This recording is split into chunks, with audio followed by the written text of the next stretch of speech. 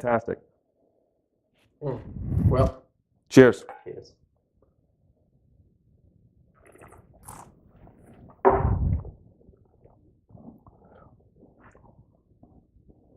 It's quite good. Yes, exactly. It's quite good.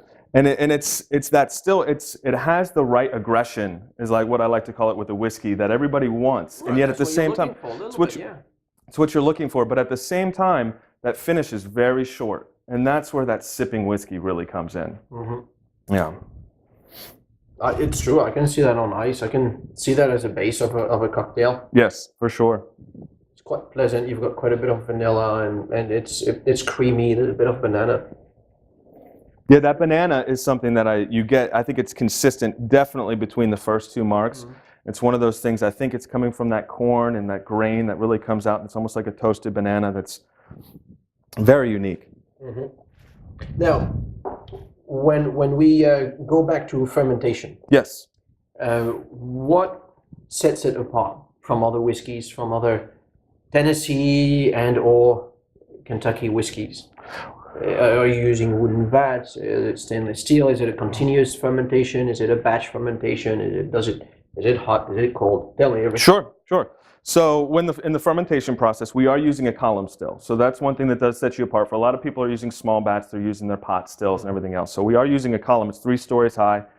It's so allowing that that fermentation process, I think, does set us apart. Not everyone's doing that, as well as we're coming in kind of hot. I think we're coming in with our corn right around 212 degrees when we start that mash bill process, and then we're backing it down as we put in our barley and our rye.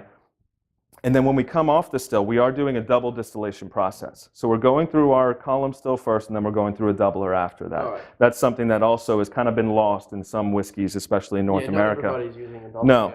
So allowing that second fermentation really smooths it out. So you're coming off at about 128 the first time around, and then about 118, 122 the second time as far as the proof goes. Mm-hmm. Now, when we go into our barrel, as we reduce it after the Lincoln County process, after that charcoal filtration, we're actually going into our barrel at 115 proof. Oh, really? Versus 125, which is really what you find a lot of times. Yeah. And what I think that really does for the whiskey is when we're blending for each batch, whether it's our 80 proof or our 90 proof or 86 with the barrel select, it's allowing us, when we're cutting it and we're reducing it, we're adding less water to it. You know, pure water is great for the whiskey still. It really gives it the right feeling, but at the same time, to use less of it also gives you that purity of wood when we pull it out. So that's one of the other things that really does set us apart. All right, very good.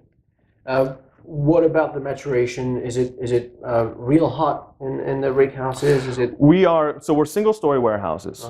So that you have less of that temperature swing from top to bottom, and we're not doing any rotation. We're allowing it to be like that, but we are controlling the temperature a little bit to allow for a very consistent maturation process. We do have temperature-controlled warehouses, and we source from every warehouse, of course, but at the same time, like our barrel select, when we get to that, it's about sourcing from the center still. So we do still pick the most consistent, but everything about it is still very consistent. Right. And that's what we want, is a very consistent maturation process. What's the temperature, generally speaking, in Tennessee right there? Temperature in Cascade Hollow, it doesn't get as cold in Tennessee as it does up here, that's for sure. But it's in Cascade Hollow, it's a beautiful countryside. There's a lot of cool air that comes through there, but I would say we sit around mid-60s to 70s a lot of the year. You know, we don't get as hot. It does get hot down there, but we also don't get as cold. We're only getting down to maybe 30 degrees. We drop into 20s every once in a while. So that it's already a very consistent temperature and climate in Tennessee. So we just kind of ran with that as well to keep it very consistent. What difference do you bring to the number 12? The number 12 is a little bit older, and we also move it up to 90 proof. So we want to have that classic 90 proof whiskey.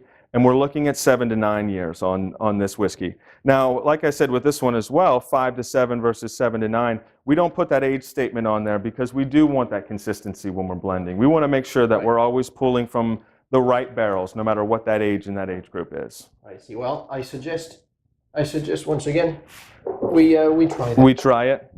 This by far is, it's hard to pick a favorite. It really is. But this by far is this is my most consistent favorite whiskey that we have.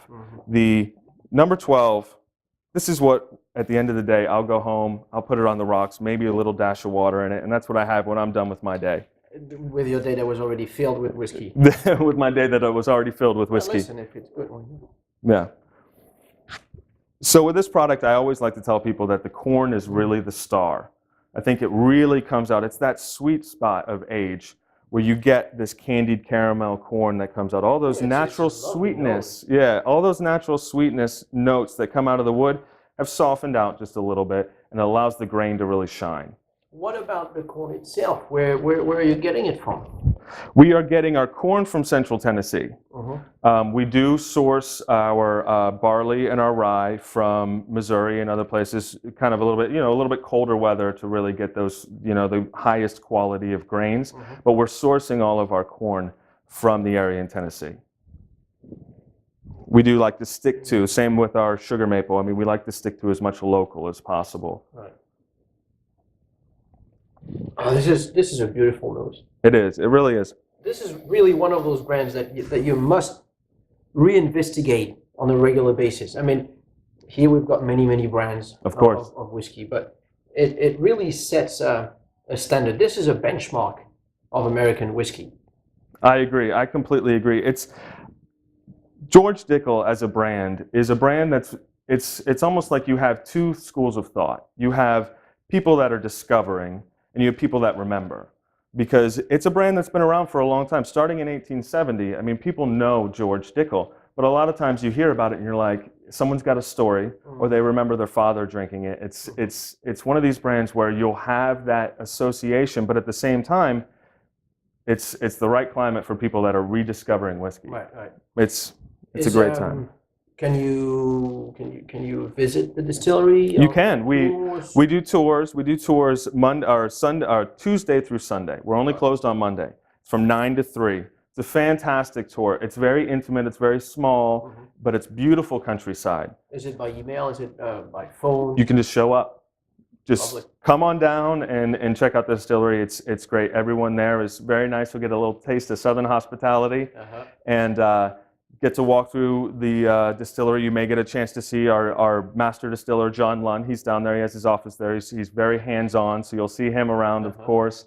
And the folks down there are just very nice, and they'll treat you well. What about the food? The food. What's the best use of George Dickel in some culinary invention? Well, we like to keep it simple when it comes to Tennessee whiskey. Right now, I am loving any expression of George Dickel with barbecue is fantastic. And really what it does is we're small batch, we're about handcrafted and doing it the hard way. And when you look at these pit masters that are doing just fantastic barbecue, they're doing the same thing. And it's that time that they put into it, and it's a great reflect between the two brands. But are you using it in the marination, or are you just drinking it on the side? You can use it. There are folks out there, I've heard, and I've done it myself, where I've made my own barbecue sauce using our No. 8 brand, which was fantastic.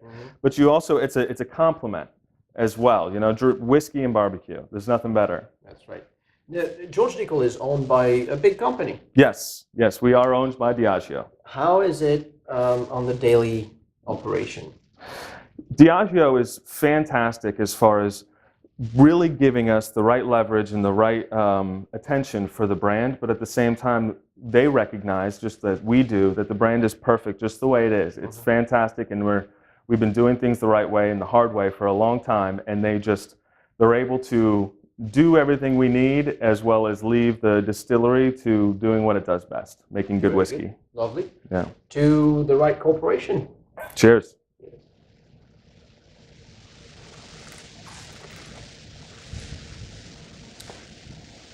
Lovely. A bit more of a length here, and that 90 proof does kick it up a little bit. So. But then the barrel select, is it only just the same thing, but only a few barrels? Yeah, we're here and there. We're selecting only about 10 barrels at the most from the center of the warehouse. Well, to this barrel select, when did the barrel select come about?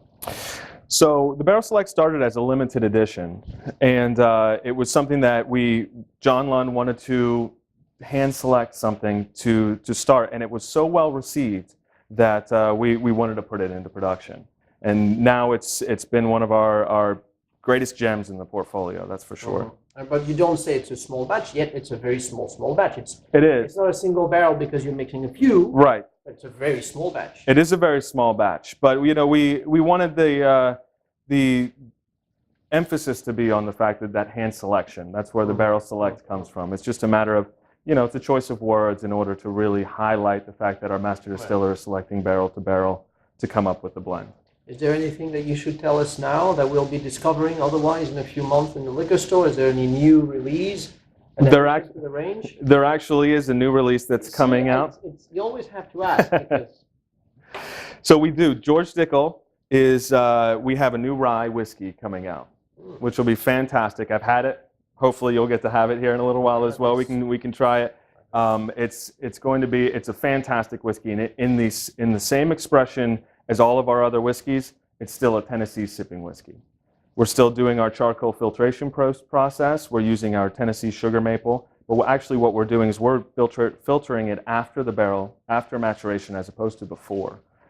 Really? Yes, Doesn't that remove some color? Or? It actually, surprisingly, it's a little bit lighter in color than some ryes you see out on the market, but the biggest thing is that I think it allows the grain to really be the highlight of the product, and it's not as aggressive, and allows that Tennessee sipping whiskey to still be there.